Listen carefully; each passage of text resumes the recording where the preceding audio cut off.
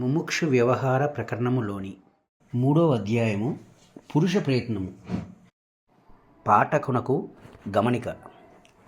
సంస్కృతములో ముఖ్యంగా వేదాంత శాస్త్ర పఠనంలో పురుషుడు పురుష ప్రయత్నము అన్న చోట పురుషుడు అనగా మగవాడు అనే తెలుగు అర్థం తీసుకోకూడదు.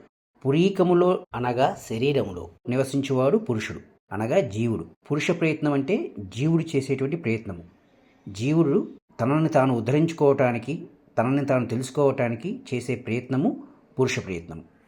వశిష్ఠ మహర్షి ఈ విధంగా చెప్పుచున్నారు: ఓ రఘునందన, ఈ జగత్తులో ఎవరికైనా ఏ వస్తువైనా లభించాలంటే పురుషకారమే, ఎఫర్ట్ మాత్రమే ఉపాయం కదా.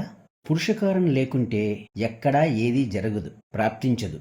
ఆకాశంలో ఆ చంద్రుని చూడు, అతడు లోకములకు ఆనందమును, శీతలత్వం ప్రసరించుట అను క్రియచేతనే ప్రసాదించగలుగుచున్నాడు కదా.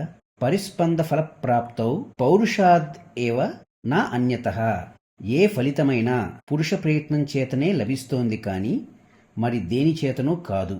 అదేవిధంగా పురుషకారము చేతనే జీవునకు జ్ఞానం ప్రాప్తించుచున్నది. అట్టి జ్ఞానము వల్లనే కామక్రోధాది తాపములను నశింపజేసే జీవన్ముక్తి లభించుచున్నది. పురుషకారం యొక్క రూపమే కర్మ. అట్టి కర్మ యొక్క పర్యవసానంగానే ఒకడు ఒక చోటు నుండి మరో చోటికి వెళ్ళటం, భుజించటం, కావాలనుకున్నది చూడటం మొదలైన దైనందిన లౌకిక క్రియలను కూడా నిర్వర్తించగలుగుచున్నాడు. ఇది అందరికీ నిత్యానుభవమే కదా. అయితే అనేక విషయ చింతనలచే మోహితులైన వారు, మందబుద్ధి కలవారు మాత్రం మాదేమున్నది, అంత దైవము లేక అదృష్టం యొక్క ఆధీనంలో ఉన్నది అని చెప్పుకుంటూ తమను తామే సముదాయించుకుంటున్నారు. పౌరుషం స్పందఫలవత్ దృష్టం ప్రత్యక్షతోనయత్ కల్పితం మోహితై మందై దైవం కించిత్ న విద్యతే. ఈ దైవము, అదృష్టము అనునవి మూఢులు, మోహితులు అగు జనుల కొరకై కల్పించబడినవి మాత్రమే. వాస్తవానికి అవి స్వతహాగా లేవు. మరి ఈ ప్రాప్తించినవి, కనబడుచున్నవి ఏమంటావా? ఇదంతా కూడా ఇతఃపూర్వపు పురుషకారమే ఈ విధంగా జీవునకు ప్రాప్తిస్తున్నాయి. ఇతఃపూర్వపు ప్రయత్నములే అట్టి ప్రభావం అతని పట్ల కలిగి ఉంటున్నాయి. అయితే మా దృష్టిలో పురుషకారం అనగా సాధు పురుషుల ఉపదేశానుసారంగా మనస్సును, వాక్కును, కాయమును నియమించి చేయబడు ప్రయత్నమే అయి ఉన్నది. త్రికరణ శుద్ధిగా మనోవాక్కాయముల ఏకత్వముచే నిర్వర్తించబడినది మాత్రమే పురుషకారమని, ఫలప్రదమని మా అభిప్రాయం. జ్ఞానము కొరకై అట్లు నిర్వర్తించబడి ప్రయత్నమే జీవుని జ్ఞానిగా తీర్చిదిద్దుతోంది. ఆ విధంగా కాకుండా ఇంద్రియానుకూలంగా మాత్రమే ప్రవర్తించుచు నేను పొందాలనే అనుకుంటున్నాను కానీ సాధించలేకపోతున్నాను, అయినా మా వల్ల ఎక్కడవుతుంది, దైవమే ప్రసాదించాలి అని అనుకుని వగర్చుచు కూర్చుంటే లాభం ఏముంటుంది చెప్పు. ముందుగా నీవు ఏమి సాధించదలుచుకున్నావో సుస్పష్టంగా నిర్ణయించుకో. ఇప్పుడు సరైన అవగాహనతో శాస్త్రోక్తమైన, శాస్త్రములచే చెప్పబడిన ప్రయత్నం చేయి. ఎవడు ఏది కోరుకుంటాడో దాని కొరకు శాస్త్రములచే ఉపదేశించబడిన మార్గమును అనుసరిస్తూ మధ్యలో తన ప్రయత్నమును విరమించకుండా కొనసాగిస్తాడో అట్టివాడు ఆ లక్ష్యమును తప్పక సాధించి తీరుతాడు. కాబట్టి రామ, మానవుడు తన జీవిత లక్ష్యమును ముందుగా దృఢీకరించుకుని ఆపై శాస్త్ర సమ్మతమైన నిజ మార్గంలో ప్రయత్నం చేయాలి.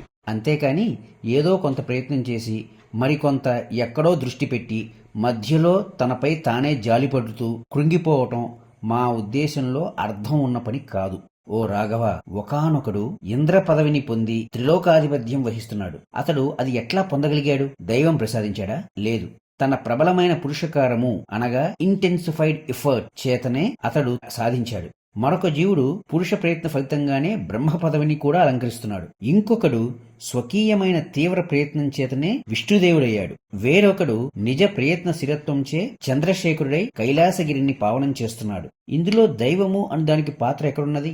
ఈ పురుషకారము, ప్రయత్నము అనేది 2 విధాలుగా ఉంటోంది. మొదటిది ప్రాక్తనము, రెండవది ఆద్యతనము. ప్రాక్తనము అనగా ఇతఃపూర్వం చేసి ఉన్న ప్రయత్నములు, అంటే past deeds or efforts made in the past. ఆద్యతనము అంటే వర్తమాన ప్రయత్నములు అనగా ప్రెజెంట్ డీడ్స్ ఆర్ ఎఫర్ట్స్. ఈ ప్రాక్తనము, ఆద్యతనము ఈ రెండింటిలో మొదటిదైనట్టి ప్రాక్తన పురుషకారమును దైవము లేక అదృష్టము అని జనులు పిలుస్తున్నారు. అయితే ఇప్పటి ప్రయత్నములు ఇతఃపూర్వపు క్రియల యొక్క ప్రభావంను కూడా జయించి వేయగలవు. ఇందులో ఏ మాత్రము సందేహం లేదు. లేకుంటే శాస్త్రములు ప్రయత్నముల గురించి, సాధనల గురించి, ఉపాసనల గురించి ఎందుకు ప్రబోధిస్తాయి? ప్రాక్తన పురుష ప్రయత్నముల ప్రభావమునే సంస్కారములు లేక వాసనలు అని కూడా అంటున్నారు. యత్నవద్భిః దృఢ అభ్యాసైః ప్రజోత్సాహ సమన్వితైః మేరవో అపి నిగీర్యంతే కైవ ప్రాక్ పౌరుషే కదా. ప్రయత్నము, దృఢమైన అభ్యాసము కలవారు, ఉత్సాహవంతులు అయినట్టివారు మేము పర్వతాన్నైనా సరే మృంగి జీర్ణం చేసుకోగలం అనుకుంటారు. ఇక వారికి ఈ దైవము, అదృష్టము అన్నవి ఒక లెక్కలోనివి కాదు. శాస్త్రోచితంగా ప్రయత్నించడమే ఉచితం.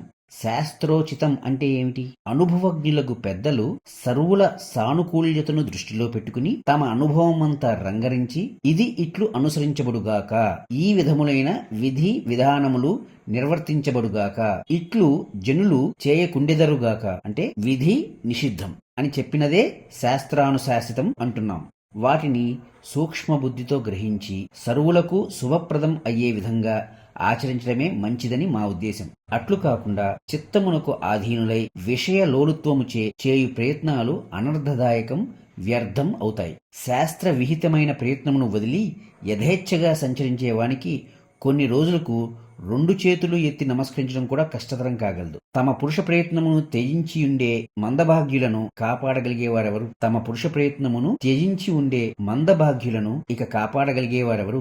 ఓ రామ, ఈ ప్రపంచంలో అజ్ఞానం, పేదరికం తాండవించటానికి కారణం ప్రజలంతా తగినంత ప్రయత్నశీలుడు కాకపోవటమే. ప్రయత్నశీలుడు తాను సమృద్ధుడు అవుటయే కాక తాను ఉన్న చోట తన చుట్టుప్రక్కల కూడా సమృద్ధిచే నింపివేయగలడు. అతనికి ఈ ధరణీ మండలమంతా ఒక లెక్కలోనిదే కాదు. ప్రయత్నశీలుణ్ణి అతని లక్ష్యం నుండి దూరం చేయగలిగేది అతని ప్రయత్న రాహిత్యము ఒక్కటే కావచ్చునేమో కాని మరింకేమీ కాదు.